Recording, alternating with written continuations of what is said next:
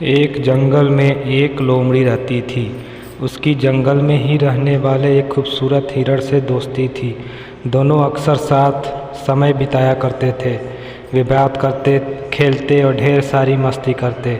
हिरण को लोमड़ी की दोस्ती पर बड़ा भरोसा था, इसलिए उसके मांसाहारी होने पर उसने उससे दोस्ती की थी।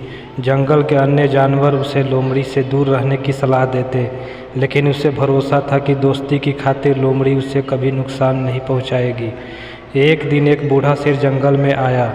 शिकार की तलाश करते हुए वह नदी के किनारे पहुंचा। वहां नदी के किनारे पर उसे हिरण नजर आया, जो लोमड़ी के साथ खेल रहा था। हिरण को देखकर शेर के मुंह में पानी आ गया और वो उसका मांस खाने की योजना बनाने लगा। लेकिन अब उससे पहले जैसी फुर्ती नहीं रह गई थी कि हिरण को भगाकर पकड़ ले। उसने बहुत सोच विचार किया और अंततः लोमड़ी को अपने साथ मिलाने का इरादा कर लिया।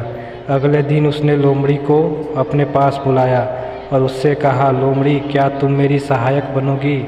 तुम्हारा काम होगा जंगल के जानवरों को फुसलाकर मेरे पास लाना। पास आते ही मैं उनका शिकार कर लूँगा और हम दोनों आधा आधा मांस बांट लेंगे।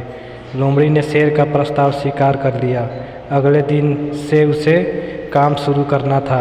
रात भर वो सोचती रही कि सबसे पहले किस जानवर को फुसलाकर शेर के पास ले जाऊं। किसी भी जानवर को फुसलाना आसान नहीं था। वैसे भी जंगल के जानवर उसे धूर्त समझते थे।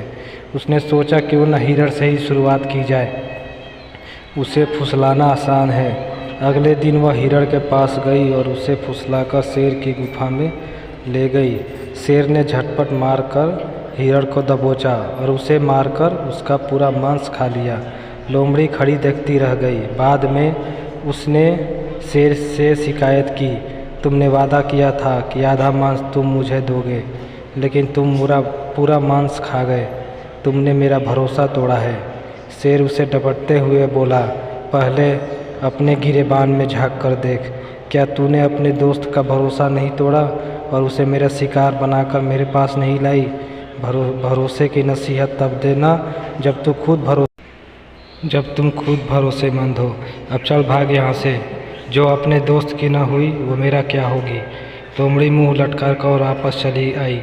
उससे उसकी करनी का फल मिल गया।